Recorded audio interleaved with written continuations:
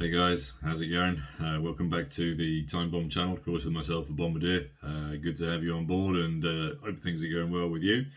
I think I was just saying last week that watch deliveries, etc., had all been held up by the Kung Flu, and then yesterday the postman drops this one on the map, and yeah, I'm just a little bit stoked and excited to share this one with you.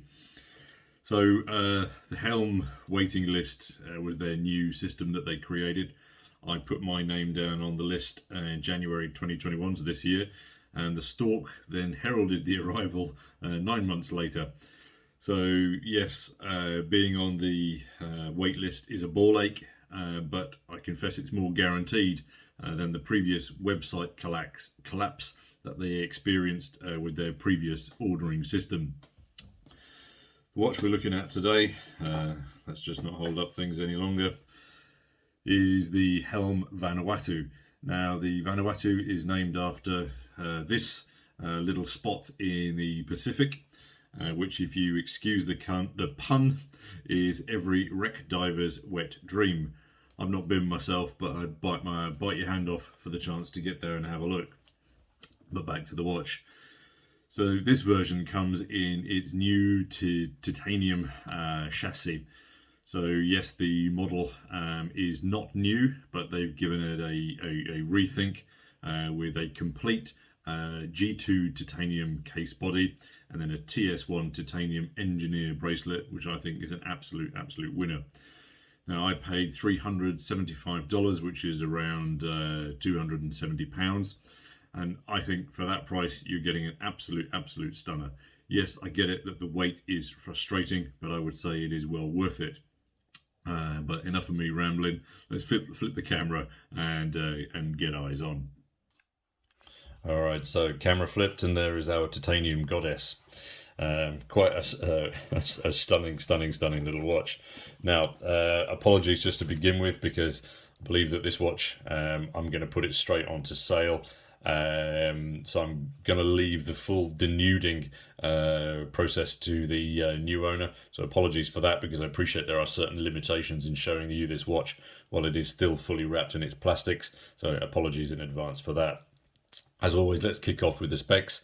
So the specs essentially on the titanium version are the same as its steel sister. So we're looking at a dial of 42 mils, extending out then to 46, including the crown.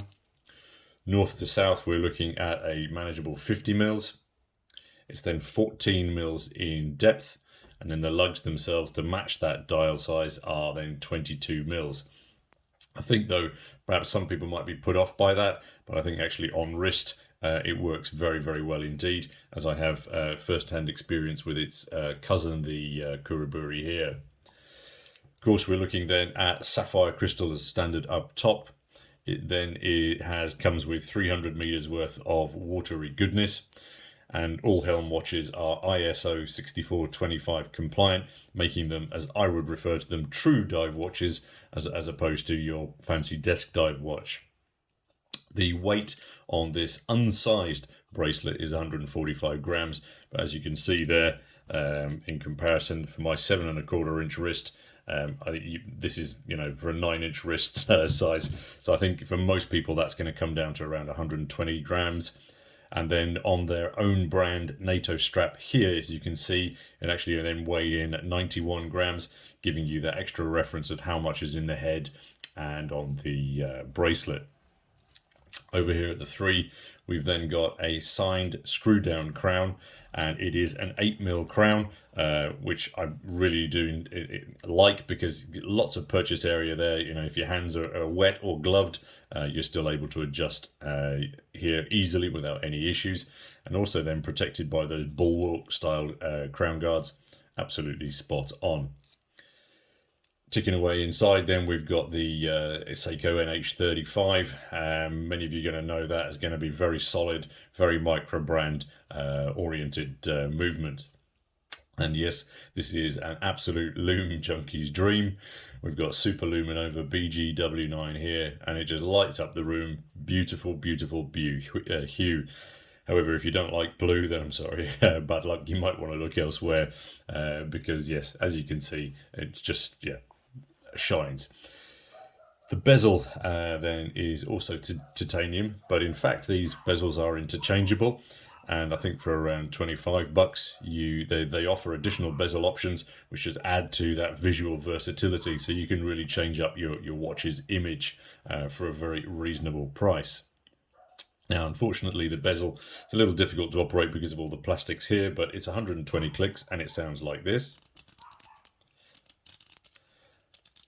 I think it needs a little bit of moving. As I say, the watch literally only arrived yesterday, so I've not really had much chance to move it around. And I think with a little bit of extra work, that's going to work. That's going to sound a lot better. Let me just squidge it round back to the top. As I know many of you, like me, are very OCD about making sure that that lines up with the 12. And yeah, as you can see there, absolutely perfect alignment, as with my other helm also. I normally like aluminium bezels, but I'm really quite taken with this titanium one. As you can see here in the sunshine, it really does look very, very, very smooth and very clean indeed. The dial itself then obviously is that very matte black, and top marks for the colour match date wheel down there at the 6. I think it just makes the dial appear so much more uniform and cleaner, and I think you can also read the date much better as a result also. I'm not 100% sure. Let me just unscrew that and show you the hands a bit clearer, say at a 10 to 10. I'm not 100% sure on the hands. I'm still, yeah, I might need a little bit longer with them. I think, yeah, the semi-syringe of the minute hand, yeah, it works well. Not sure, yeah, I don't know. Looking at it, I'm just not 100% sure at the moment, but I've only had it a day. Whereas, for example, the seconds hand there in orange with that little loom plop as it skirts the edge of the hour hands, that for me works really very, very well indeed. Onto the case back, and we have the standard superbly machined helm crosshairs here, and I think that works brilliantly. Also then comes on, again, as the Kuroburi does, on drilled lugs, making this, you know, super easy then for bracelet strap swap outs. The bracelet itself then tapers down from 22 to 20 down here. And although it's still wrapped up, I can't get over how good that engineered bracelet is. I think it looks absolutely beautiful, brilliant. You've got multiple micro adjusts on the side here. But I'm just thinking that the finishing, as I can see it on here, I mean, absolutely brilliant. I mean, really, really, really very, very impressed with the quality on this one. So, being the proud owner of the Helm Kuroburi, it's kind of hard not to make some comparisons between these two. So maybe it probably warrants a separate video, you know, with a full comparison. But I'll just run through a couple of bits and pieces that I've picked up on just in the single day that I've had this one in hand. Personally, I prefer, and I'm more used to, the heft of the Kuroburi. Yes, it's a weighty steel beast, but that actually is what attracts me to it. If you don't like that weight, then clearly the titanium option is going to be yours, because you will have that reduced top wobble, because the weight of the head in comparison is probably almost half. The position of the crown also may then affect your decision. Obviously, the one at the 4 here doesn't come in with any crown guards, whereas that nestles beautifully inside those crown guards. I don't think at the 4 here it really needs those guards, and since I've had both on wrist, that doesn't dig into my wrist, my hand at all. But then if you are one of those people who wears your wrist over the bone, sorry, your watch over that wrist bone, it probably is going to dig in a little bit. But then again, I don't understand why people do that. Personally, I prefer the bezel on the Buri, because it's deeper, it's chunkier, and it's much easier to grip. I find that the bezel, in comparison on the Van, is just a little bit shallow for my personal preference. I do, though, prefer the colorway on the Vanuatu. I think the orange on the bezel here is its biggest weakness, and they just put the orange over the top of the black paint. Whereas for me, the bezel on the Vanuatu is absolutely faultless. As I say, it really does look very good. I'm also going to go out on a limb and say that the engineer bracelet here on the Vanuatu actually looks nicer than the titanium bracelet here on the Citizen Kraken.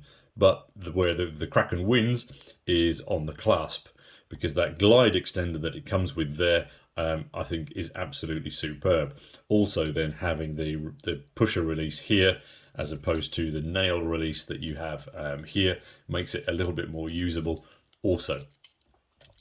The other thing that I like on the Vanuatu here, again just from this one day, is that I really do like the muted logo and print on that dial. I think it then just forces you to focus more on the watch. It adds to that legibility because you are looking less at the branding and making the watch thus a little bit more tooly.